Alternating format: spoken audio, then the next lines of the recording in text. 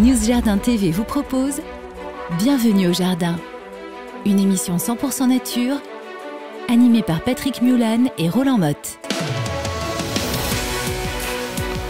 Eh bien bonjour à tous, vous êtes bien un samedi, nous sommes le 5 février, vous êtes sur News Jardin TV pour le 41e numéro, oui 41, de notre émission Bienvenue au Jardin. Et vous serez très très bienvenus au Jardin aujourd'hui parce que, eh bien nous sommes trois, je vous l'avais promis, vous l'avez eu, nous avons tous les mois un invité, et aujourd'hui c'est une invitée, elle s'appelle Catherine Delvaux. Bonjour Catherine. Bonjour Patrick. Alors c'est Madame Jardin des Temps de Jardin, donc c'est la rédactrice en chef, c'est la directrice de la rédaction, c'est une revue qui est bien connue. Elle a quel âge déjà ?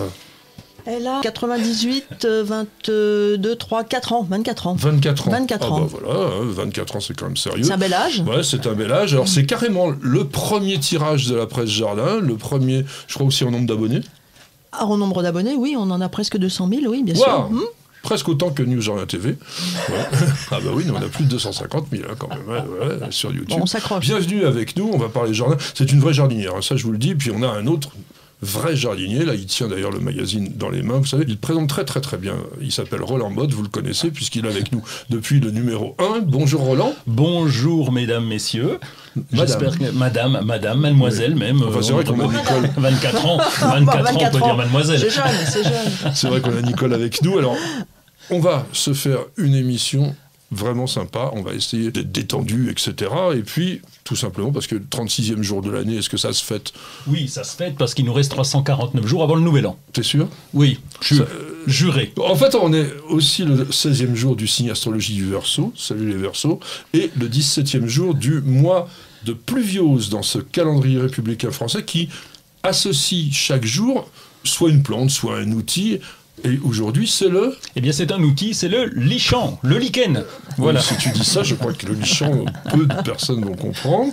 Alors, c'est quoi un lichen ? Laissons parler la chef. Un lichen, c'est une association de deux êtres vivants qui sont d'un côté une algue, de l'autre côté un champignon, mais une association bénéfique aux deux. Ça s'appelle une symbiose. Alors, est-ce que tu veux que je sois embêtant ? Parce que ça peut être autre chose aussi qu'une algue, ça peut être une cyanobactérie.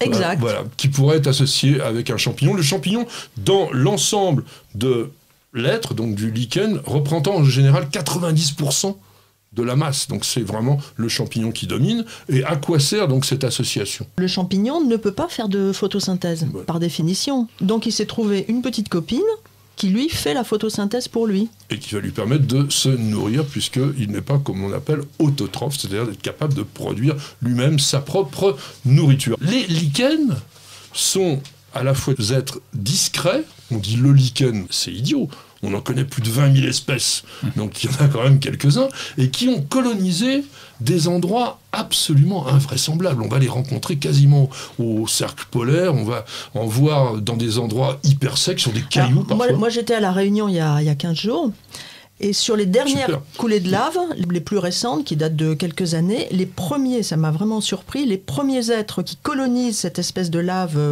inhospitalière, ah oui. Ce sont des espèces de lichens gris, 2 mm de haut, et qui recouvrent complètement, on dirait que c'est pris dans un nuage de coton gris.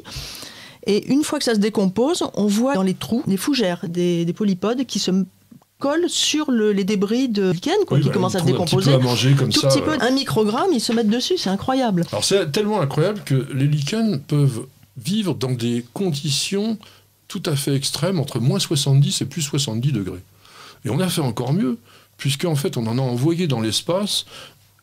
Pendant 2 semaines, on les a laissés dans un endroit qui est complètement impossible, puisqu'il n'y a pas d'air, il n'y a rien, et on les a ramenés, on les a réhydratés, et on s'est rendu compte que ils pouvaient revenir à la vie, peut-être pas 100%, mais en tous les cas, il y avait des parties vivantes. Voilà, c'est ça. Leur ADN n'a pas été modifié. Quel intérêt de les emmener là-haut, au fait ? C'est ce qu'on appelle la recherche fondamentale. On recherche tous azimuts pour un jour espérer trouver des applications pratiques. D'accord. C'est le propre de l'homme, d'aller chercher des choses bizarres. Pas penser spontanément, on a des lichens là-haut. Non, mais à partir du moment où on a un être vivant qui possède des capacités tout à fait extraordinaires et très supérieures à la nôtre, effectivement, comme dit Catherine, on essaye de comprendre le mécanisme au cas où on puisse peut-être un jour arriver à avoir cette résistance par des moyens qui seraient totalement artificiels. Mais c'est ça la science quand même. Et puis, ça sert à quelque chose qui va plus te plaire. C'est des indicateurs de pollution, les lichens. On les utilise pour la biosurveillance, à la fois sur le sol aussi. On peut comprendre avec le développement des lichens quelle est la chimie du sol, la stabilité. Et puis, on va aussi regarder si dans l'air, il n'y a pas des métaux lourds, parce que malheureusement pour eux, c'est des gros fixateurs de métaux lourds. Et il faut vous dire une chose, tout simplement, pour être pratique, quand vous avez des lichens sur vos arbres, ça veut dire tout simplement que l'air est bon. Sympa quand même. Hein. Super. Alors nous sommes, je le rappelle, le 5 février. En 1815, naissait quelqu'un d'important. Il est né, c'était à Saint-Thomas, je crois. Hein. Heureusement que tu as des notes. Puis dis donc, il me semble. Hein, c'était John Carney, Bidwill. Bidwill, c'est joli, Bidwill. Alors Catherine n'a pas très bien anglais, je pense qu'on dit plutôt Carney, non? Avec le E. Ça dépend. John Carney. John Corn Bidwill. Donc, en tout cas, il était botaniste, soyons clairs. En tous les cas, c'est quelqu'un d'important. Il a travaillé énormément sur la Nouvelle-Zélande et il est vraiment un collecteur de plantes. Il a dirigé aussi, il a été d'ailleurs le premier, le jardin botanique de Sydney, que je vous conseille d'aller voir si vous avez l'occasion un jour de passer par là. C'est un endroit absolument superbe. Et il a vraiment introduit en Australie la sélection végétale. Il n'était pas que botaniste, il était aussi horticulteur. Et il a croisé des plantes indigènes à l'Australie avec des plantes exotiques, comme font tous les horticulteurs. Exotique, ça ne veut pas dire tropical, hein, ça veut dire qu'ils ne vivent pas dans cet endroit-là. Et c'est lui qui a créé le premier hibiscus australien en 1843. Et il a aussi créé, alors une plante que vous connaissez peut-être pas, mais quand je vais vous dire comment elle est composée, ça va vous dire quelque chose, qui s'appelle Amaryllia. On met un X devant, pourquoi? Parce que c'est un hybride entre Amaryllis belladonna, que vous connaissez, et Brunsvigia. Brunsvigia qui est aussi une plante bulbeuse qui est assez proche qu'une Amaryllidiacée. Et en croisant ces deux plantes, il a obtenu cette X. Je vous rappelle, hein, quand on met un X sur une plante, c'est un hybride Amaryllia bidwilli, et que l'on trouve parfois dans le commerce. Et on connaît aussi Bidwill parce qu'il a découvert un conifère australien qui est magnifique, qu'on cultive très très peu en Europe, parce qu'il n'est pas très rustique, qui s'appelle Agathis. Agathis, c'est vraiment un arbre qui est intéressant. Donc on fait un petit clin d'œil à monsieur Bidwill qui on a nommé des tonnes, mais je ne vous les dirai pas toutes, parce que sinon, on va faire toute l'émission avec. En revanche, vous allez tous me dire au moins un dicton, puisque aujourd'hui, c'est la fête de Sainte Agathe de Catane, martyr en 251, dites donc. Que signifie Agathe? Agathe, c'est des petites billes qui permettent de jouer. Non, mais que signifie? Que signifie Agathe? C'est bonté, quand tu donnes le nom de...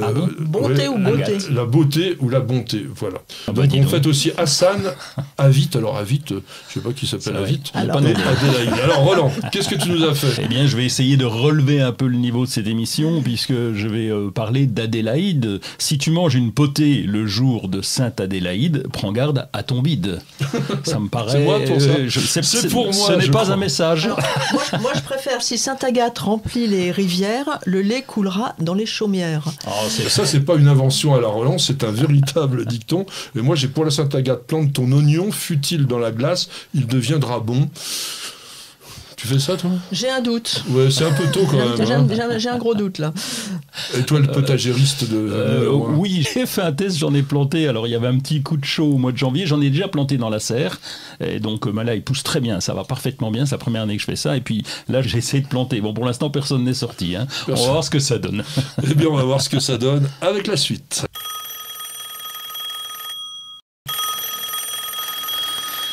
Ça sonne, quelqu'un a écrit sur le site News Jardin TV. C'est Framana qui nous dit « Je souhaite planter une haie fleurie et diversifiée avec des arbustes florissants plutôt en été. Mais quelles sont, mon cher Patrick, les espèces que vous pouvez me conseiller, s'il vous plaît ?» Je vais envoyer le bébé au du bain à notre amie Catherine quand même, qui doit adorer les haies en mélange. Ce qui est dommage, c'est qu'elle n'ait pas mis sa région. Alors ça, en général, voilà. C'est vrai, tiens. Ça, c'est vraiment dommage. Très très bonne chose. S'il vous plaît, effectivement, quand vous nous écrivez et que vous demandez un conseil particulier de jardinage, précisez-nous d'où vous nous écrivez, parce qu'effectivement, en fonction des lieux où vous habitez, le choix va être très différent. Par exemple, si elle est dans le sud, on peut mettre des cistes, on peut mettre des pittosporums, on peut mettre du nérium, des lauriers roses, on peut mettre des tas de choses. Des grevilleas, mais si on est plus dans le nord, il faudra peut-être se reporter sur des espèces comme les cotinus, comme les abélias, les millepertuis, hypericum, les lavataires, arbustives, les potentilles, il y a du choix. Oui, l'hibiscus syriacus, l'altea, par exemple, oui. l'hydrangea paniculata. On n'a pas parlé de feuillage, parce qu'on pourrait aussi mettre du cotinus. T'as pas écouté ce qu'elle disait? Oui, elle veut une bien, haie fleurie. Bien sûr, mais... Il adore répondre à côté des questions. Non, c'est pas ça. Je vais expliquer à Framana que la fleur va durer une quinzaine de jours, 3 semaines maximum, et donc c'est sympa quand c'est fleuri, mais c'est bien aussi d'avoir quelque chose d'harmonieux juste à côté. Quand on fait un mélange, on peut avoir pratiquement des fleurs toute l'année. Oui. Bon, allez, alors vas-y, donne-nous ton choix. Alors je vais faire les deux. Le cotinus cogigria, le pourpre en plus. Déjà dit. Non, c'est vrai. cité. Ah mais elle me pique mes notes en plus. Bon alors, le Vitex agnus castus. Oui, je confonds toujours avec cactus. Alors lui il est sympa. Oui, il est sympa parce que son feuillage est très découpé, c'est très joli, ça fait penser au cannabis. C'est très aromatique, pas très agréable. Oui. Ça limite rustique quand même. Ah oui, limite. Oui, il pousse pas chez nous. À Vittel. Oui, c'est ça. Mais dans l'est de la France, c'est plus compliqué, c'est vrai, parce que il y a des petits coups de froid qui sont un peu gênants. Il y a des petits coups de froid. Il n'y en aura pas sur aussi, par exemple, les potentilles, qui sont quand même des plantes bien. On n'a pas du tout cité le buddleia. Moi, je veux qu'on parle du buddleia parce qu'aujourd'hui, les hybrides qui sont créés sont tous stériles et il n'y a plus ce problème d'invasion. Et c'est quand même un des arbustes d'été à la fois les plus faciles et les plus florifères. On a aussi oublié le Lagerstroemia plutôt pour la région dont parlait Catherine, bien que on a de plus en plus d'hybrides qui sont relativement costauds quand même. Vous n'avez pas la main verte? Alors prenez-en de la graine avec nos paroles d'experts. Mes amis, ça va chauffer. Ça va se battre, ça va se bagarrer. Et je sais que certains d'entre vous vont aussi me haïr. Mais c'est pas grave, parce que nous allons parler de permaculture. Alors je vous le dis tout de suite, la permaculture, moi ça me gonfle comme c'est pas permis. On ne parle plus que de ça, c'est comme si tout d'un coup on avait réinventé le monde. Je vous signale quand même que c'est né seulement en 1978. Et que c'est arrivé chez nous beaucoup plus tard. Voilà, et qu'on peut faire beaucoup d'autres choses dans un jardin que de la permaculture. Toutefois, comme dans toute chose, il y a du bon, et on va essayer quand même d'en parler vraiment. Juste, je vous rappelle un truc. 2 Australiens, Bill Mollison, qui était un biologiste, et David Holmgren, ont écrit Permaculture One. C'était eux qui ont vraiment inventé cette chose-là, qui, en traduction littérale, veut dire agriculture permanente. Mais on a vite dévié, et c'est là que ça mérisse un peu, sur culture de la permanence, ce qui veut plus dire des conseils, des méthodes, des techniques culturales, mais plutôt une volonté philosophique de changement auquel on a le droit d'adhérer ou pas.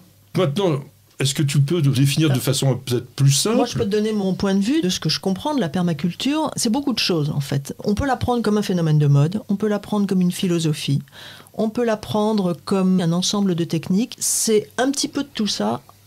En fait, pour moi, la permaculture, c'est du jardinage bio augmenté. Il y a une notion dans la permaculture qu'il n'y a pas dans le jardinage bio, c'est la notion de production. Je dois produire pour partager. Si je produis rien, je ne peux pas partager. Quand on veut vraiment être dans la permaculture, il faut considérer son jardin, mais les alentours de son jardin aussi. Ses voisins, les groupes sociaux, tout ce qui est à côté. Pour pouvoir partager, mais pas que des récoltes, on peut partager des savoirs, du travail, de la matière organique qui se déplace d'un endroit à un autre, des graines. C'est un changement social profond. C'est une manière, oui, d'envisager les rapports sociaux qu'il n'y a pas dans le jardinage bio tel qu'on l'a conçu dans les années 80-90. Et toi, monsieur Roland? Mais je ne peux pas vous en parler en termes de philosophie parce que moi je suis resté jardinier, très terre à terre. Ça reste terre à terre. J'espère qu'elle est terre à terre. Pour moi, l'idée, c'est une technique de jardinage qui se rapproche quand même très bien du jardinage jardinage au naturel. Le jardinage au naturel n'a pas su faire passer certains messages. C'est dommage parce que moi, je me suis battu depuis les 2003. J'ai des potagers en veux-tu en voilà en jardinage au naturel est très proche de la permaculture. Et rien que le mot permaculture permet d'ouvrir d'autres possibilités. Je parle de jardinage uniquement, de donner accès aussi à des gens qui n'étaient pas vraiment très jardiniers ou qui connaissaient rien au potager, de se dire tiens, c'est quoi la permaculture? Par curiosité, je vais vous donner les vraies définitions, après on pourra deviser autour de ça. La permaculture, c'est l'art de concevoir un écosystème au jardin qui respecte le fonctionnement de la vie en positionnant judicieusement les éléments de manière à ce qu'ils se rendent service. Et on cherche à ce que le jardin soit plus autonome possible et tende vers un équilibre. On essaye aussi de conserver un caractère sauvage au jardin. Donc on est à peu près dans ce qui a été décrit. Moi, je ne suis pas contre ça, au contraire. C'est vraiment très bien. Après, c'était ce que je vous disais, toute la déviance qu'on fait autour. Justement, quelle serait cette différence qu'on aurait entre le jardin bio, le jardin au naturel, et puis cette permaculture? Je le redis, je pense que c'est l'obligation de produire pour partager.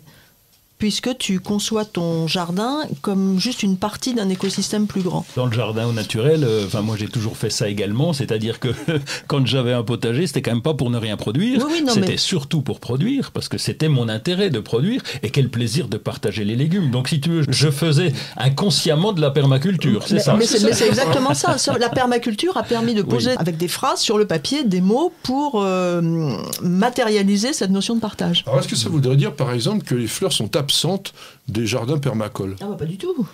Pas du tout, ça fait partie du système. Exactement ça, c'est-à-dire que mais les fleurs n'ont pas l'objet de décorer, de se faire plaisir à soi, mais d'attirer les pollinisateurs, de repousser les ravageurs. Donc elles doivent avoir un ensemble de rôles, et c'est ça qui me gêne. Parce qu'un jardin, encore une fois, j'arrête pas de le dire, c'est pas un espace naturel. À partir du moment où vous avez décidé que votre poireau, vous allez le planter là, vous avez fait un acte humain qui va à l'encontre de cette idée de base d'écosystème et de système naturel.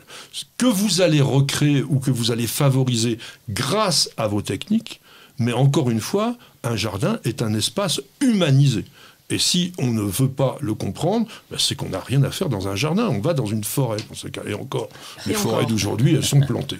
Non, mais l'intérêt de la permaculture aujourd'hui, c'est qu'il n'y a pas cette distinction entre ornement et jardin nourricier, mais que c'est contrôlé par des techniques, comme tu disais, avec un privilège quand même pour les cultures vivrières. Quels sont les éléments qui doivent être obligatoirement présents dans un jardin permacole?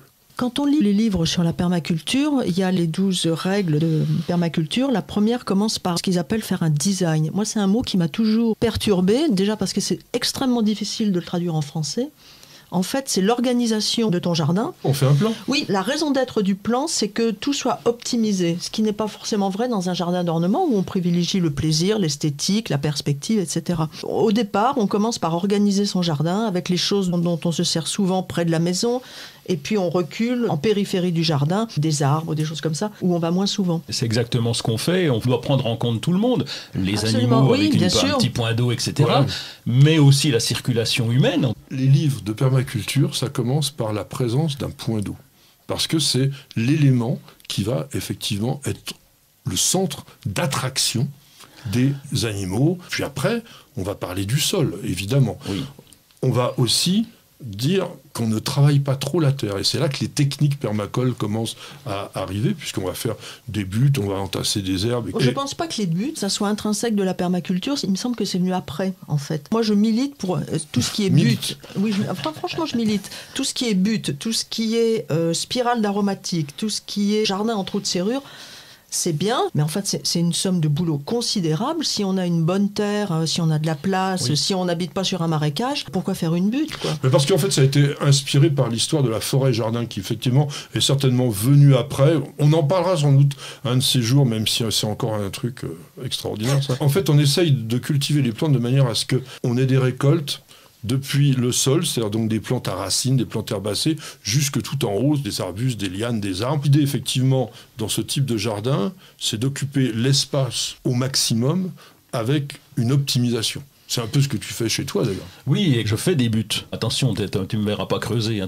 Trop de travail, je suis désolé. Donc nous avons des carrés potagers. Moi, la permaculture, qui a un intérêt, c'est qu'on travaille un peu moins. On observe beaucoup. Évidemment, on est présent, mais on travaille un peu moins que le jardin traditionnel. Retourner la terre me fatigue. Et donc les buts, je les fais, mais avec des carrés potagers. Tu fais exactement le même principe, sauf que le trou est fait par tes planches, entre guillemets. Donc t'as pas à creuser. Mais creuser, c'est un travail de fou. Et faire des buts de permaculture, c'est très compliqué. Enfin, c'est très contraignant. C'est très compliqué. Et puis en plus, la butte, elle est hétérogène. Donc il y a des gradients d'humidité. Je pense pas qu'on réussisse une butte du premier coup. C'est pas un truc de débutant. Hein. Bon, bah écoutez, on y reviendra. De toute façon, la permaculture, vous voyez, ça fait débat.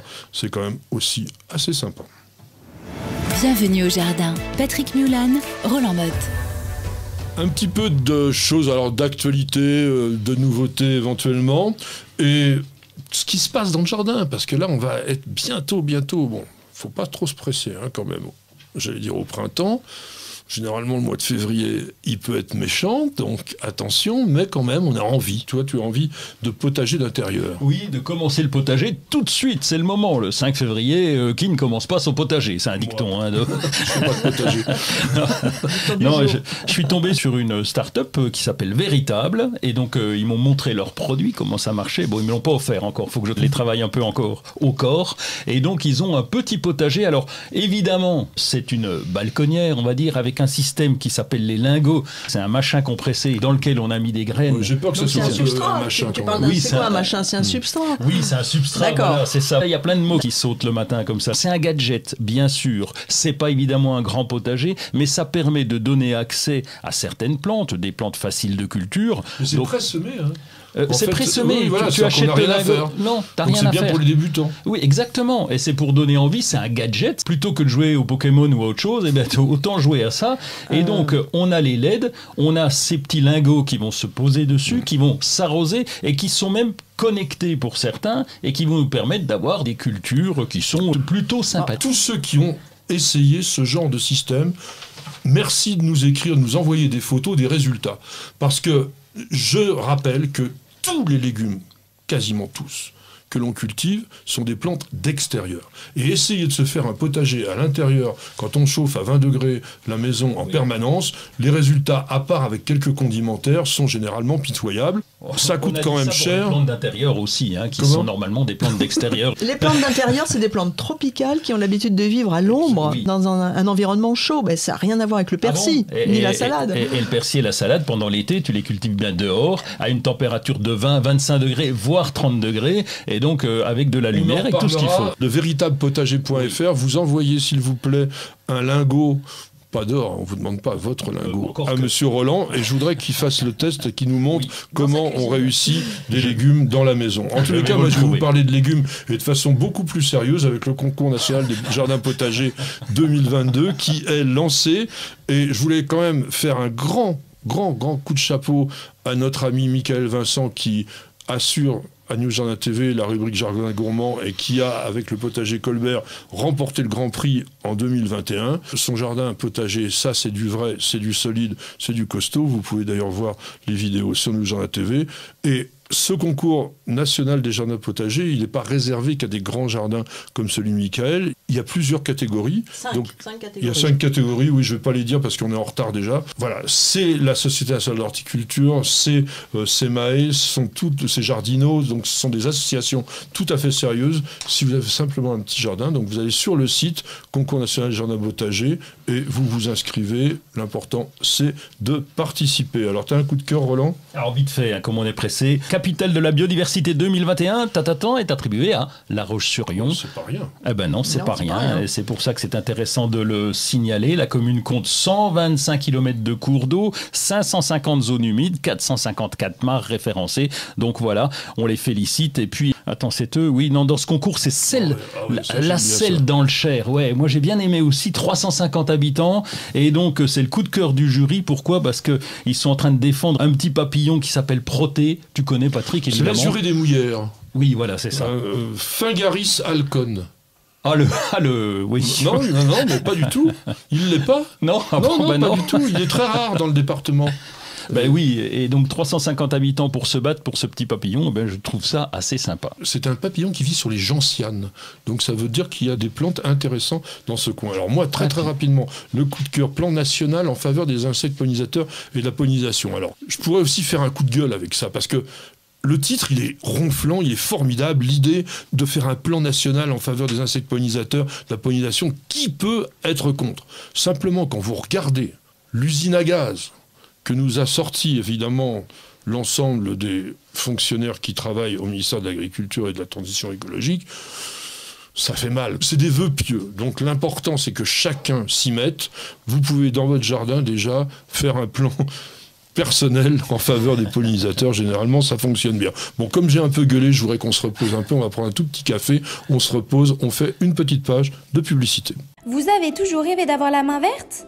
Avec EasyBio, c'est gagné. EasyBio vous conseille et vous accompagne en vidéo directement dans votre jardin. Découvrez une gamme complète de fertilisants pour vos plantes d'intérieur et d'extérieur, votre gazon et votre potager. Après application des produits, vos végétaux sont mis dans des conditions idéales de développement. Plus de floraison, plus de récoltes et un beau gazon. Tous nos produits sont fabriqués en France, en Bretagne. Ils sont élaborés à base de matières naturelles et conditionnés dans des emballages éco-responsables. Derrière EasyBio se cache une belle équipe de jardiniers experts et amateurs qui prônent la réussite au jardin et qui a à cœur de vous donner la main verte. Alors, n'attendez plus pour tester les produits EasyBio.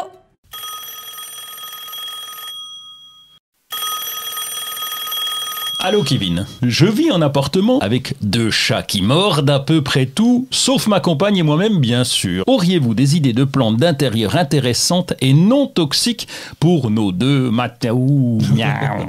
Pourquoi il veut d'ailleurs des plantes d'intérieur pour... Ah oui, il veut qu'elles soient pas toxiques. Je pensais qu'il voulait des plantes pour ses chats. Ah non, je pense toi, qu'il t'as veut des les chats, deux. toi. Non, j'ai plus de chats, moi. Ah, mais t'en as eu? Genre oui, c'est pas normal que les chats mordent tout ce qui bouge. À mon avis, soit ils ont des carences, soit ils sont mal alimentés, soit ils s'ennuient. Faut peut-être déjà régler ces problèmes-là.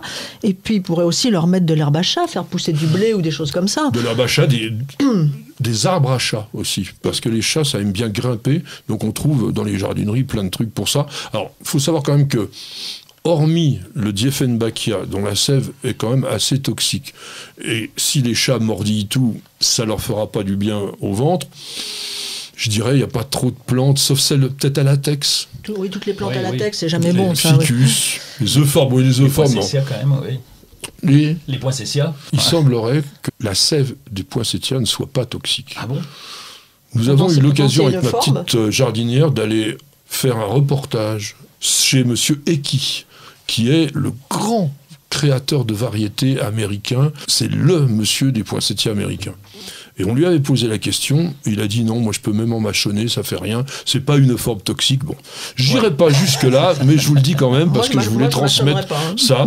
Il semblerait quand même que dans les aracées, comme les caladiums, les monstera, il y a quand même une certaine toxicité si, notamment les chats ont l'air de pas trop digérer la sève de ces trucs-là. Il y a des gens qui disent que les aloés, les sansevieria, les yuccas, ça pourrait être aussi un peu toxique pour les chats. La toxicité sur les plantes, généralement, il faut en manger beaucoup. Mais t'en as un chat, toi? Non, j'avais un furet dans le temps qui ne s'intéressait pas du tout aux plantes, c'était trop haut pour lui, donc on était peinard.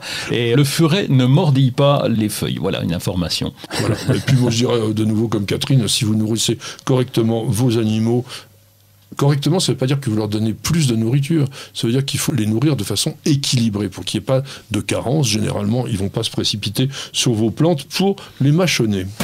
Vous cherchez la petite bête? Toutes les réponses dans le dossier de Bienvenue au jardin. Mes chers amis, nous allons parler d'une plante de saison qui, je pense, fait l'unanimité partout où elle se trouve, parce que ça peut être absolument sublime.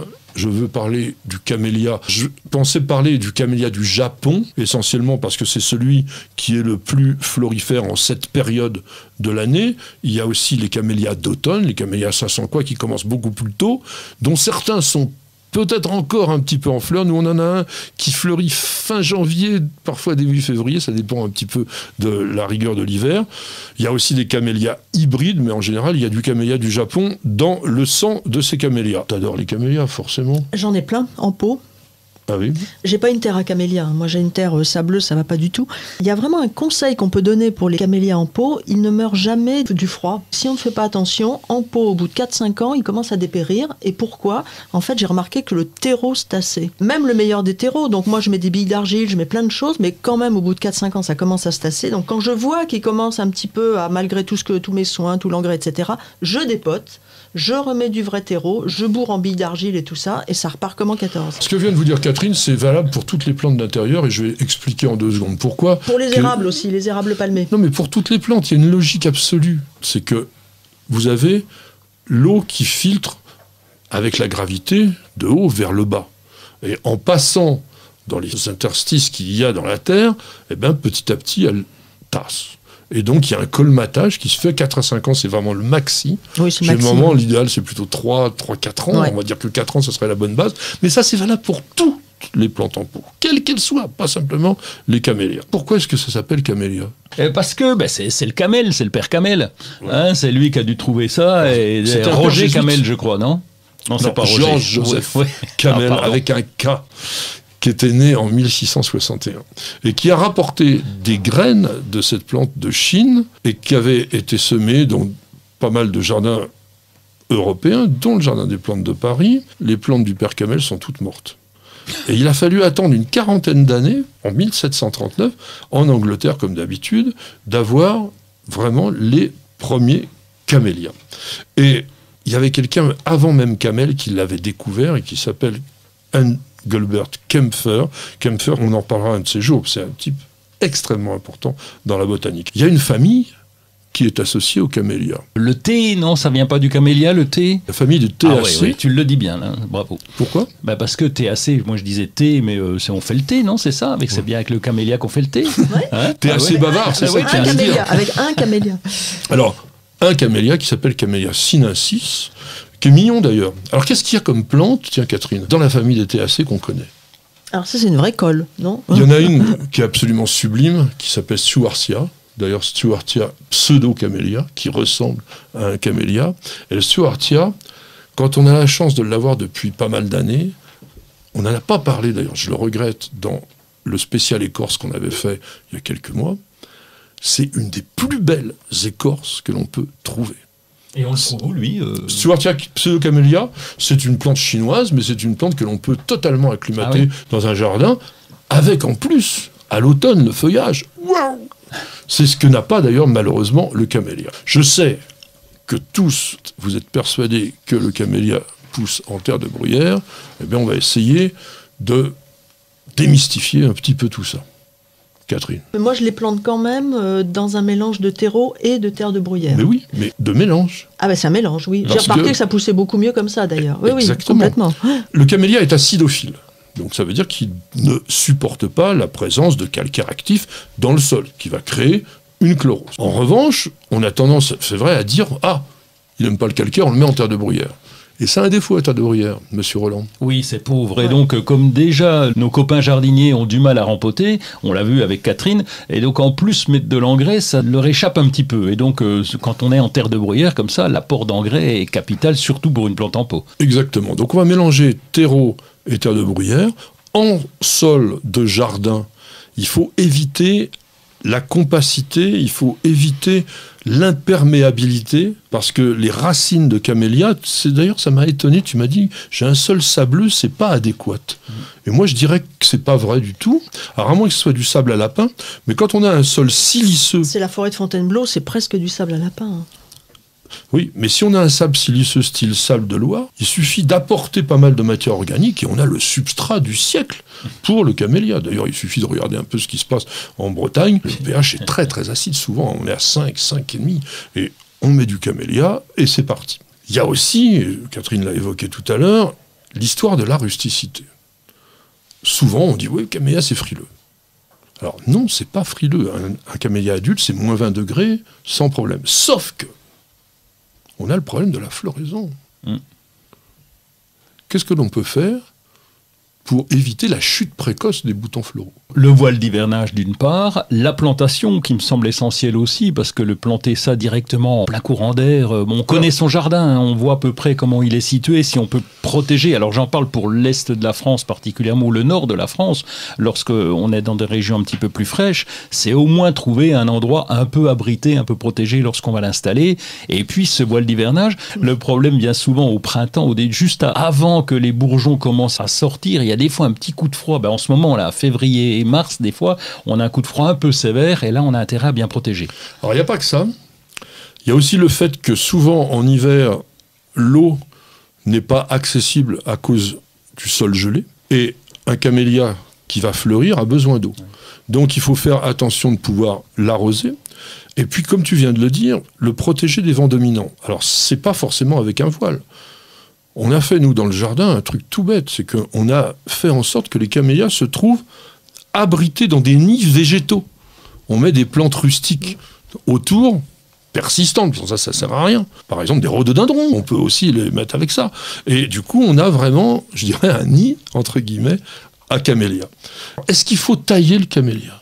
Moi, je ne les taille pas, mais ça se taille très bien. Des très vieux camélias taillés, 30 cm et repartir, un peu comme les rhododendrons, en fait. Voilà, ça peut redémarrer. Je dirais que le camélia, quand même, la plupart des formes sont assez homogènes, en boule ou un peu en colonne, et donc la taille n'est pas vraiment importante, quoi. Simplement, vous dites tout ça, moi aussi je le dis, parce que nous n'habitons pas dans les régions les plus favorables aux camélias, mais quand on a des camélias en pleine terre qui peuvent atteindre plusieurs mètres de hauteur. Il y en a qui font 4-5 mètres. Un petit coup de sécateur de temps en temps, soit parce qu'ils se déséquilibrent, soit parce qu'il y a des branches qui meurent, soit tout simplement parce qu'on veut les réduire. On peut le faire. Alors bien entendu, toujours après la floraison, c'est absolument indispensable. On terminera avec des petits clins d'œil. Est-ce que vous connaissez des endroits où vous conseilleriez à nos amis qui nous regardent ou qui nous écoutent d'aller visiter pour voir des camélias? Ah oui, alors moi, c'est les îles Borromée. C'est magnifique, c'est splendide. C'est Isola la plus belle, ça doit être Isola Bella d'ailleurs. Ah mais si, j'y suis allé, Isola Bella. Wow. Et là, on s'aperçoit que ça peut faire des arbres, en fait. Les rhodos font des arbres, les camélias, les magnolias, j'en parle même pas. Enfin, c'est un endroit, mais incroyable. Il y a la Villa Taranto, je crois,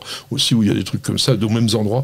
Toi? Mais non, je sais même pas où sont les îles, comment t'as dit Borromée. C'est à quel endroit? C'est le lac Majeur. Le lac Majeur. Ah oui, d'accord. Tu peux pas aller à Chalon-sur-Saône, par exemple, c'est plus près de chez nous. Parce que c'est moins stylé, quoi. Trévaré, ça vous dit rien? Où le parc de Trévaré, dans le Finistère. J'ai entendu parler, oui. Très très belle collection de camélias. Le parc de la Beaujoire à Nantes, il y a plus de 400 variétés. Le plantarium de Gaujac aussi dans les Landes, avec monsieur Toby qui avait, dont la famille avait des collections extraordinaires. Et toi, tu as parlé de Chalon. Oui, Chalon-sur-Saône, parce qu'il y en a quelques-uns plantés dans la ville qui sont plutôt sympas. Oui. À Bourges aussi. Hein. Il y a vraiment des collections de références de camélias. Et puis n'oubliez pas aussi le parc oriental de Molévrier. Il y a 70 cultivars de camélias, certains qui sont centenaires.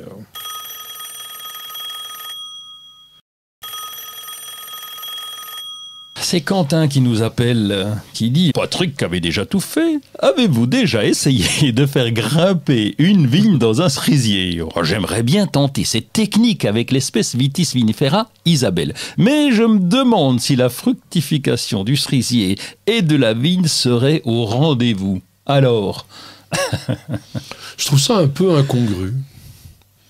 On a le droit de faire ce qu'on veut au jardin, mais c'est un peu bizarre. Qu'est-ce que t'en penses, Catherine ?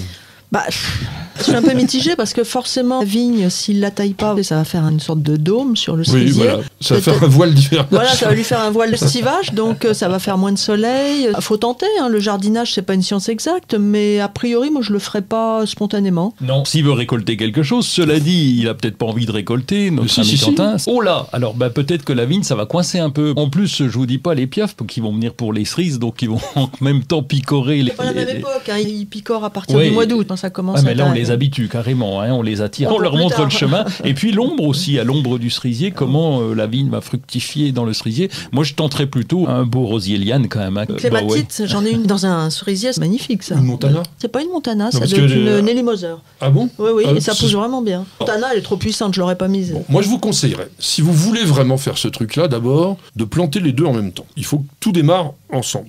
Parce que ça va être vraiment un travail de jardinier assez expert. Le truc, ça va être de faire en sorte que le cerisier monte Parce que si vous avez remarqué, les cerisiers, en général, ça porte les fruits plutôt là-haut. C'est pour ça, d'ailleurs, qu'on ne les récolte pas. Tous les oiseaux les bouffent avant nous. Ils sont là-haut.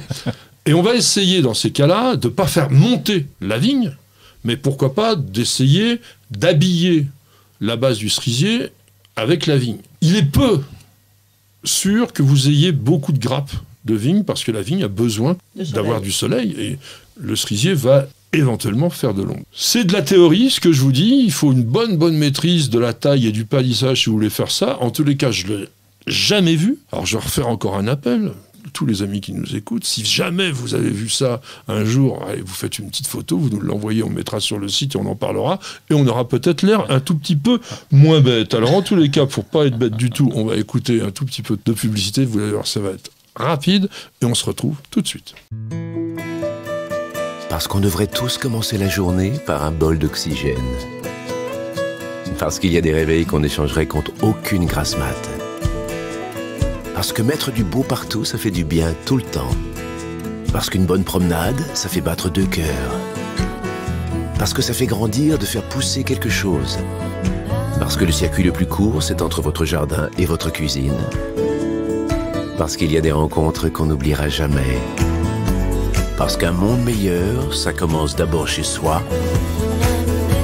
Et parce qu'on n'a jamais eu autant besoin de se reconnecter à la nature et à la vie. Truffaut, mettons plus de vie dans nos vies. Bienvenue au jardin. Patrick Mulan, Roland Motte. On a dit Roland Motte, c'est à toi de passer au boulot. Encore Bah oui. Non, mais c'est l'homme de terrain. Après, on verra ce que Catherine fait. Mais qu'est-ce que tu vas faire la semaine prochaine, donc, dans ton jardin? Il va falloir faire encore un tour. Il se balade, lui. Ouais, moi j'adore ça. Mais le jardin, il est fait pour ça aussi. C'est ça ma permaculture. C'est d'aller traîner dans le jardin parce qu'il y a toujours des choses à découvrir. Et les premières fleurs, ça commence assez tôt. On a un viburnum, par exemple. Je sais plus son nom. Oui, c'est ça, ouais, qui commence à faire ses petites fleurs. Qu'est-ce que c'est beau. Alors là, je fais des photos sur Instagram tout le temps. Et qu'est-ce que ça sent bon. Et ça sent bon en plus. Il nous appelle d'ailleurs. Viens voir. Parce que tellement il sent bon. Et puis il y a les Cornus mas. Ouais. Qui est souvent d'ailleurs le Cornus officinalis. Plus que mas, dans les jardins. Souvent, on a sous le nom de Cornus mas, Cornus officinalis. C'est très difficile à reconnaître. Je pense que oui, c'est très difficile. J'arrive pas à distinguer les deux. En tous les cas, moi, je sais que nous, c'est plutôt Cornus officinalis. Ça fait des petites choses jaunes, assez sympas, même sous la neige, même sous la glace. Ça peut être pris en glace. Ah, c'est notre mimosa à nous, du Nord. Oui, alors, il y a, en ce moment, dans le sud, il y a des mimosas. Je crois qu'il y a des mimosas dans le magazine. Il y a des mimosas, oui. Ouais. Il y a un article entier sur Monsieur Cavator. Oui. D'ailleurs, sur News Journal TV, vous avez aussi une vidéo. On a été voir Julien Cavator, c'est Monsieur Mimosa, qui a la collection nationale. Regardez un petit peu comme ça peut être beau. C'est encore plus beau sur la vidéo, hein, vous inquiétez pas, il n'y a pas de problème. Alors, donc, oui, je disais Garrya elliptica, on en avait parlé un petit peu une fois.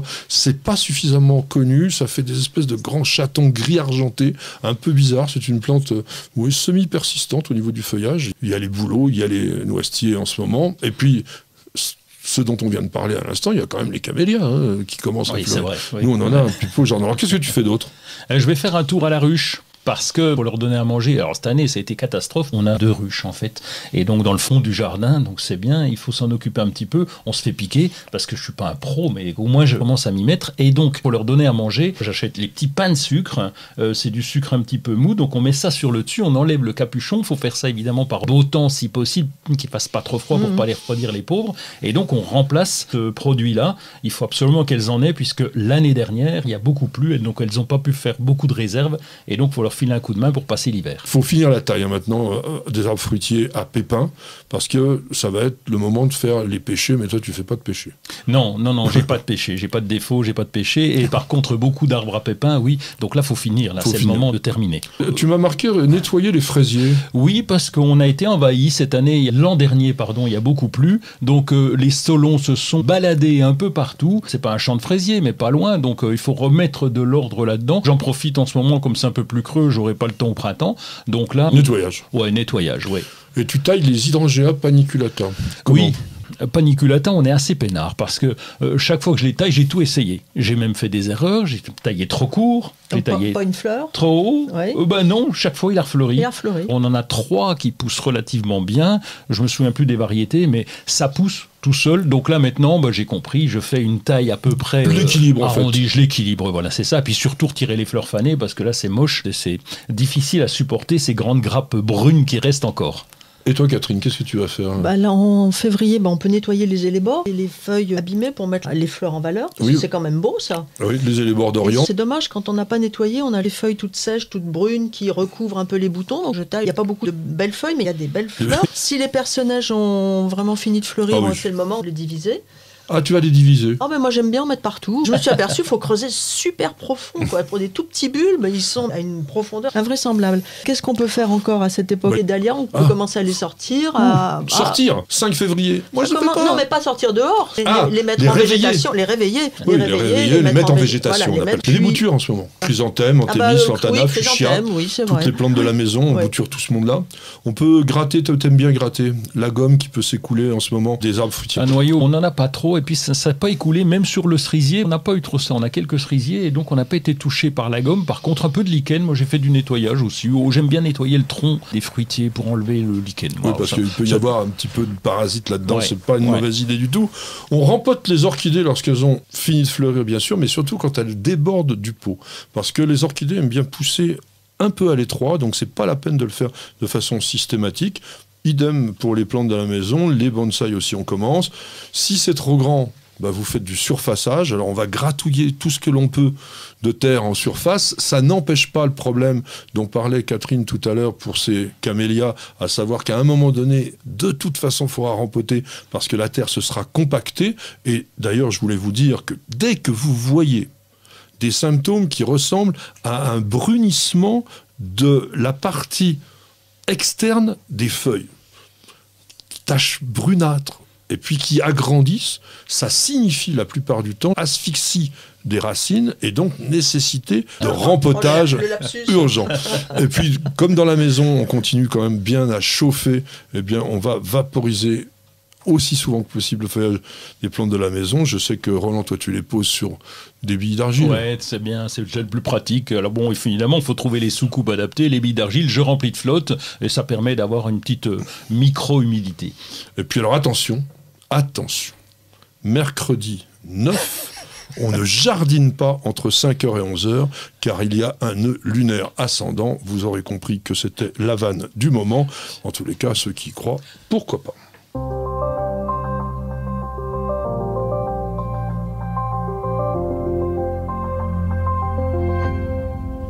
Nous allons faire surfer Roland, vous allez voir, c'est extrêmement spectaculaire. Il va nous parler, mais simplement, il va surfer sur Instagram. Oui, Instagram, j'ai trouvé un nouveau compte, le Jardin Zurli. Maintenant, je suis content de cette émission parce que ça m'oblige à aller régulièrement sur Instagram et chercher des comptes et j'en trouve des sympas. Ça se passe à Tassonnières, c'est à 700 mètres d'altitude, c'est dans le Valais suisse, c'est près de Martigny et c'est juste en face de Chamonix. Il a 2150 abonnés, 1100 publications, donc c'est un compte 1100 publications, ça le fait. Oui, c'est un compte qui commence à bouger. Et puis, ce que je trouve sympa, c'est qu'il nous fait des photos des plantes exotiques avec un fond de montagne et avec la neige. Et donc, c'est assez sympa. Il a même de l'arbre aux fraises. Alors, Arbutus unedo. C'est rigolo parce qu'il a fait la fraise qui était arrivée. Donc, il a une fraise et donc, je suis très fier pour lui. Enfin, voilà, c'est surtout l'intérêt du mélange entre la neige et puis ces quelques plantes exotiques qu'il a pu installer là-bas. Donc, en fait, ça veut dire que c'est un jardin d'acclimatation, on va dire. Il essaye, c'est toujours assez sympa. Et les photos sont bien. Donc, vous verrez sur la vidéo, on va mettre quelques photos de ce jardin de Zurli. 2 livres. Alors, on est encore dans les beaux livres, même si les fêtes sont passées. Les 150 plus beaux jardins du monde. C'est un livre qui a été publié au Québec, donc il est bien en français, et qui est un éditeur, Ulysse, spécialisé dans les guides de voyage. C'est présenté de façon très très très illustrée. Est-ce que ce sont les 150 plus beaux jardins du monde? C'est leur choix. Qu'est-ce qu'il a sélectionné pour la France ? En France, on a Versailles, on a Villandry, on a Vaux-le-Vicomte, on a alors si curieusement, classique, alors. on a la Balue, qui est un jardin que l'on avait travaillé avec mon ami Miguel. On a fait un reportage là-bas, en Bretagne, qui est un beau jardin. Mais alors pourquoi celui-là et pas un autre? Bon, 150 jardins dans le monde, c'est peu et c'est énorme. C'est un livre qui est vraiment tout à fait agréable à regarder, qui vous donne envie de voyager. Et ça, voilà. Alors, qu'est-ce qu'il nous montre là? Le parc de Sangrato, voilà. En Suisse, on ne dirait pas. Les jardins de Castello. Et les images sont de très très belle qualité. En tous les cas, je vous le conseille. Ça vaut 30 €. Tiens, les jardins d'Étretat, on est en France. Bouge pas. Les jardins de la Balue, je vous en avais parlé. Les jardins d'Étretat, pareil, on a un reportage aussi sur nos jardins TV. Alors, on n'a pas fait tous les jardins de France, mais on essaye d'en faire pas mal. Donc, voilà. Vous avez tous les trucs qu'il faut avoir vu au moins une fois dans sa vie. Tiens, d'ailleurs, quand je parle de ça, il y a un autre livre, paru il y a quelques années, qui s'appelle Les 1001 jardins qu'il faut avoir vu une fois dans sa vie. Je trouvais ça rigolo comme titre. Alors, je vais vous parler d'un autre livre, alors, qui est extraordinaire. Alors ça, il faut dire que c'est carrément incroyable. C'est le Grand Atlas de l'évolution de la Terre de Riley Black. Alors c'est à la fois le journal Le Monde et les éditeurs Glénat qui publient ça. Très très beau livre, hein. Livre avec couverture cartonnée, etc. C'est l'évolution du monde à travers des fossiles, parce que l'auteur est paléontologue extrêmement connu et il vous raconte des choses qui sont très intéressantes au niveau des différentes étapes qui ont permis la vie. Quelque chose de très intéressant, ce que nous montre Roland, c'est l'ancêtre du magnolia. Le magnolia qui est considéré comme une des plantes à fleurs les plus primitives. Mais voilà, vous avez ce genre de choses dans ce livre-là. C'est vraiment un livre passionnant, très original, parce qu'on ne voit pas très très souvent ça, parce qu'on ne parle que de choses qui se sont déroulées avant l'arrivée de l'homme sur la Terre. Ça vaut 39,95, mais c'est vraiment très, très, très bien.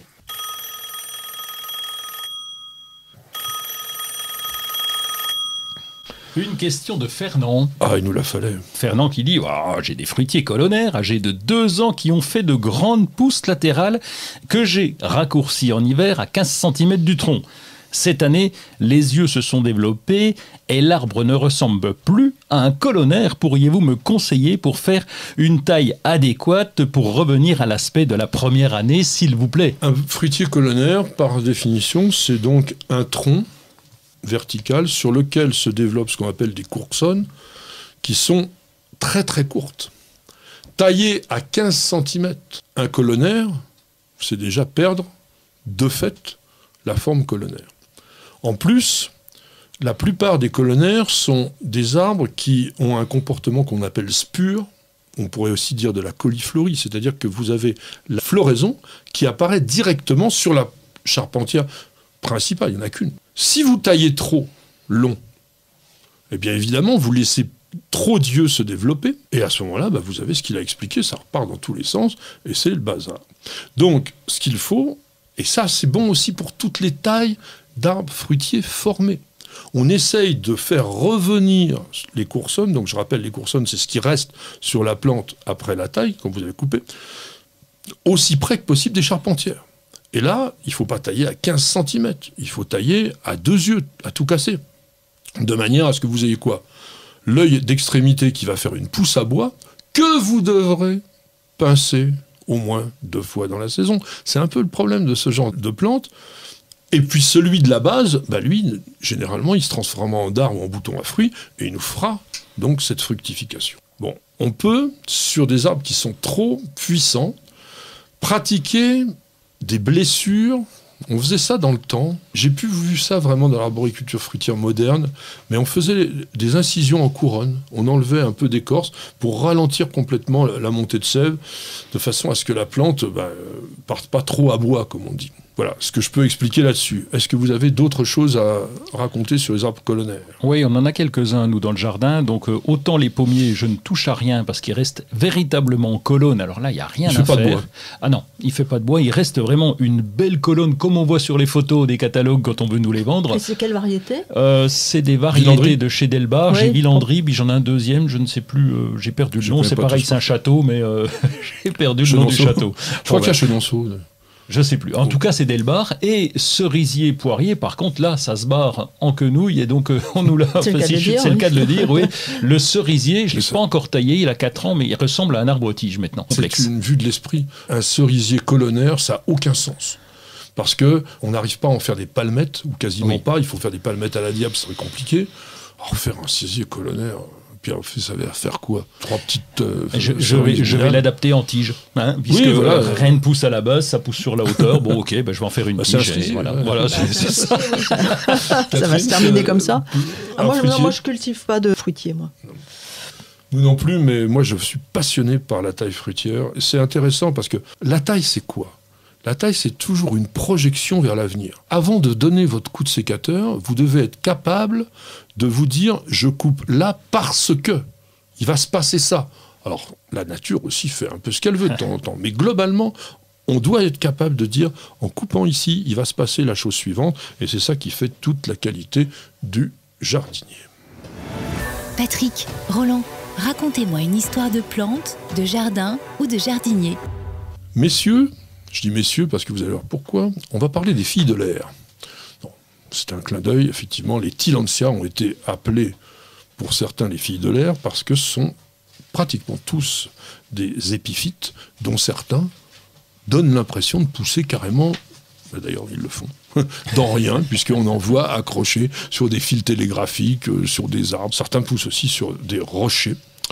Et on va essayer de vous raconter un peu l'histoire des Tillandsia. Mais avant que je vous en mette plein la tête, on va demander quand même à nos amis s'ils cultivent des Tillandsia. Alors moi, oui, j'adore ça. Mon seul souci, c'est que je perds les noms, parce que forcément... Les Tillandsia, je crois qu'il y a 600 espèces, donc voilà, tu peux. J'en cultive à la fois dans ma véranda froide et à l'intérieur de la maison. En fait, je les mets dans les plantes de l'appartement. Et une fois par semaine, je ramasse tout le monde, je mets tout le monde dans un seau d'eau, avec une goutte d'engrais, mais hyper diluée. Je les laisse une demi-heure, je les ressors, je les égoutte comme de la salade et puis je les remets dans mes plantes. Et en fait, ça fleurit. Hein. Ça pousse, on va en ça parler. grossit, ça se multiplie, ça fleurit. C'est du chien dent, en fait. J'ai celui qui pend, là, il fait 2 mètres. Oui, voilà, c'est celui-là. Mais non, les autres aussi. Oui, des petits Tillandsia. Et certains, en fait, sentent super bon quand ça fleurit. Mais mon souci, c'est que j'ai perdu la variété, quoi. Oui.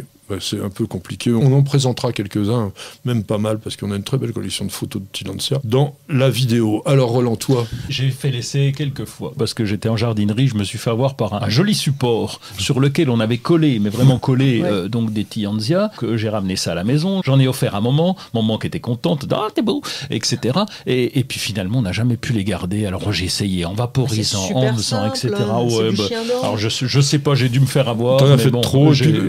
Non mais ceux qui sont collés sur les supports, déjà le fait de les coller, c'est pas forcément très génial. Je pense que ce que fait Catherine, le fait de les associer à des végétaux, c'est un tout petit peu plus dans le naturel. Alors, le genre Tillandsia, encore une fois, c'est Monsieur Linné qui l'a inventé, 1753, en l'honneur de Monsieur Elias Tillandts, qui était un botaniste suédois, professeur en Finlande, lui, à Turku, et qui est considéré comme le père de la botanique en Finlande. Plus de 600 espèces, famille très importante des broméliacées. C'est important, pourquoi les broméliacées? C'est que toutes ces plantes-là sont monocarpiques, c'est-à-dire qu'elles ne fleurissent qu'une seule fois. Donc, soit elles vous font plein de petits bébés au bord, soit il va falloir trouver des rejets. Parfois, elles font tellement de touffes qu'on s'en rend même pas compte. Forme très particulière et plantes qui poussent soit dans des forêts humides, en Amérique tropicale, soit dans des zones arides, et notamment en Argentine. Et dans ces cas-là, elles sont saxatiles, ça veut dire qu'elles poussent sur des rochers. Ce que vient de nous dire Catherine, c'était important. Ce sont des plantes qui, pour celles-là, les tropicales, c'est un peu plus compliqué, mais pour les saxatiles, un peu comme des cactus, on ne va pas leur faire grand-chose. Elles ont besoin de quasiment rien, puisqu'elles poussent sur des rochers. Donc surtout pour les mettre dans du terreau, et puis les arroser. Mais non, très très peu. Alors on les reconnaît comment? D'une manière générale, les plantes qui sont tropicales, dans les Tillandsia, vont avoir plutôt des feuilles vertes, tandis que les saxatiles, les plus costauds, ou les très épiphytes, comme le fameux Tillandsia usnoides, la barbe de vieillard, qui pousse dans des conditions quand même difficiles, puisqu'ils poussent dans rien, eh bien eux, ils sont gris-argentés. Pourquoi ils sont gris-argentés? Parce qu'ils sont couverts complètement de petites écailles très très fines qui leur permettent d'absorber l'humidité rare qu'il y a dans leur biotope. Donc ces plantes ont l'habitude de s'accrocher, et notamment ce fameux Usneoides. Alors on dit que c'est une plante aérienne. Ben oui, évidemment, il n'y a pas de racines, il n'y a rien. Alors comment elle vit ? Dans les arbres, en fait, elle récupère l'eau de pluie qui elle-même est chargée d'éjection des animaux, des feuilles en décomposition.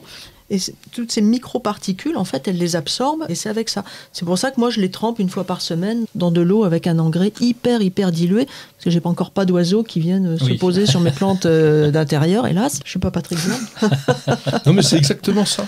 C'est-à-dire que ce sont des végétaux qui ont besoin de quasiment rien pour se développer. Donc, encore une fois, c'est pas la peine de les nourrir comme des furieux. Et puis, ces écailles, ça les protège du froid. Donc, ce ne sont pas des végétaux qu'il faut laisser, bien entendu, à l'extérieur en ce moment, mais vous pouvez les garder dehors. Nous, c'est ce que l'on fait. Tillandsia usneoides, dès la fin avril, il va aller dehors, il va être accroché à un arbre, et il va quasiment doubler de volume, ah oui, ça alors qu'on ne va rien faire. On va laisser la pluie naturelle, effectivement, les petites particules tomber de l'arbre et tout ça, et il va pousser tout seul. Donc, ce sont des végétaux qu'il faut parfois peut-être un tout petit peu oublié. Dans les espèces, il y en a au moins 2 dont il faut vraiment parler. Tillandsia deyeriana. Très très jolies fleurs en épis rouge vif avec des petites fleurs bleues. Les fleurs de Tillandsia sont toutes toujours bleues, voire parfois un petit peu roses. Et ce que l'on apprécie, comme chez la plupart des broméliacées, ce sont les bractées qu'il y a autour. Et chez les Tillandsia, et notamment un autre qui s'appelle Tillandsia cyanea, ça vous fait quelque chose en plaque. D'ailleurs, cyanea, on l'appelle le Tillandsia raquette. Ça ressemble un petit peu à une raquette de tennis. Et sur les côtés de cette raquette, vous avez les toutes petites fleurs bleues qui sortent. Et ça fait quelque chose d'assez original. Pour Deyeriana, vous avez donc ces espèces de plaques, mais bien ramifiées, rouges. Et c'est vraiment, à la fin de l'hiver, un spectacle absolument magnifique. Alors, dans les rigolos, comme tu peux avoir toi, je pense que tu dois avoir Bulbosa. Bulbosa, je l'ai, absolument. Hein, oui. Bulbosa, pourquoi ? Parce qu'il est tout renflé en bas. Une petite feuille bouclée. Alors, lui, il est des forêts humides du Mexique, jusqu'au Brésil. Mais comme il pousse jusqu'à 1400 mètres d'altitude, il est relativement résistant au froid. Alors, il y a une chose qui est particulière sur Bulbosa. C'est qu'il est myrmécophile. Tu te rappelles, myrmécophile ? Oui, il y a les fourmis qui viennent gérer quelque chose là-dedans. Exactement. Son bulbe, en fait, est creux. Il offre un abri aux fourmis. Et les fourmis, elles viennent le protéger des éventuels ennemis qu'il pourrait avoir. Donc, Ionantha, je vous disais, c'est une petite espèce. Alors, acôle, ça veut dire quoi, acôle ? Sans tige. Sans tige, donc il n'y a pas de tige. Donc vous avez les feuilles qui démarrent dès la base comme ça, très très très court, assez charnues, et avec donc beaucoup de feuilles, ça fait toute une petite touffe, et qui ont l'extrémité qui est teintée de rouge. C'est vraiment très très joli, avec une petite inflorescence qui sort de la rosette comme ça, et qui fait des petits épis avec une seule fleur. Alors ça c'est rigolo, souvent chez les Tillandsia, on n'a pas une grappe, on a juste une toute petite fleur qui sort comme ça. En saxicole, qui a d'ailleurs un très très costaud, c'est Tectorum. Lui, il vit au sud de l'équateur, et jusqu'à 2500 mètres d'altitude, alors sur des rochers. Alors je sais pas comment on fait pour le récolter, parce qu'il vit au flanc des falaises avec du soleil. Alors le Tectorum, c'est un de ceux qui a le plus besoin de soleil, parce que la plupart des autres qui vivent dans les arbres, il faut leur donner une lumière tamisée. C'est important dans la maison de ne pas les mettre en plein cagnard. Et puis on terminera avec tu dois avoir aussi Xerographica. C'est une espèce qui est assez couramment vendue, qui vient du sud du Mexique, Guatemala, Honduras. Et lui, il est plus tropical, puisqu'il pousse que jusqu'à 600 mètres d'altitude. Et surtout, il aime l'aridité. Ouais. Lui, il pousse dans des endroits où il n'y a pratiquement pas de pluie pendant des mois. Et il survit juste avec un peu de rosée matinale, donc tu n'as même pas besoin de le tremper dans ton seau, juste un petit pchit, ça lui suffira. Donc il a des belles longues feuilles, larges à la base, effilées et rubanées, et surtout coriaces, qui sont recourbées et qui bouclent. Tu avais bien dit le mot tout à l'heure. Lui, il peut faire des grandes inflorescences qui peuvent atteindre, alors dans la nature bien sûr, 1 mètre. J'ai une question, Patrick. Catherine, on les trouve où ? Parce que moi, je suis toujours tombé sur des trucs collés, là. Tu les trouves dans les fêtes des plantes, tu les trouves en jardinerie, des fois. Il faut surveiller les arrosages. Je pense que notre petite princesse orchidée Colombe, elle doit avoir une collection de Tillandsia. En tous les cas, son oncle malheureusement décédé, qui s'appelait Marcel Lecoufle, était un grand spécialiste des Tillandsias, il en avait beaucoup. Mais si vous tapez Tillandsia, on trouve toujours tout sur Internet. Il y a un très bon bouquin qui est sorti chez Belin il y a quelques années, que je vous recommande si vous êtes passionné par ces plantes. Et c'est là-dessus qu'on terminera notre émission. En tous les cas, je vous remercie de l'avoir suivi. Je rappelle, voilà, Roland va remontrer des temps de jardin. Il y avait Catherine Delvaux qui en est la rédactrice en chef. J'espère que vous l'avez apprécié. Merci Catherine d'avoir passé ce moment avec nous. C'était sympa. On a notre amuseur de service et aussi un jardinier quand même tout à fait compétent que vous connaissez de plus en plus, que vous appréciez. Je vois à vos commentaires, il s'appelle Roland Motte, il était avec nous et il sera là la semaine prochaine. Oui, je te le confirme. T'es sûr ? Oui, allez, cette fois c'est décidé. Eh ben on sera content. Aux manettes pour vous faire un super son. D'ailleurs, si vous regardez la vidéo, je vous incite aussi à écouter la version audio. Elle est un peu différente parce qu'on la compresse un tout petit peu en vidéo pour pouvoir vous mettre plein d'images, etc. et la rendre juste sur 1 heure. Parfois, avec la version audio, vous avez uniquement tous les délires que l'on peut avoir au cours de l'émission. Il n'y a rien qui est coupé sur l'audio. Et ça, c'est grâce à notre ami Stéphane, avec un excellent son. Alors Miguel, vous le connaissez, c'est notre opérateur préféré. C'est notre Mexicain basané. Il est, mais d'un sérieux absolument extraordinaire. En tous les cas, oui. Il nous fait toutes les images que vous avez la chance de pouvoir regarder. Et puis, on a Nicole. Nicole, elle est là, elle regarde, elle explore, elle écoute. Et après, elle me dit, ouais, t'as vu, t'as dit des choses comme ça, fallait pas, machin, etc. Donc, c'est un petit peu notre script. C'est aussi la personne qui s'occupe de toute l'organisation à News Jardin TV. Et puis, il y en a une autre qui n'a pas besoin d'organisation parce qu'elle passe toute l'heure sans broncher absolument. Mais c'est notre mascotte, elle s'appelle Perle, vous l'aimez, je le sais. Et nous, on vous aime aussi et on vous dit bienvenue au jardin.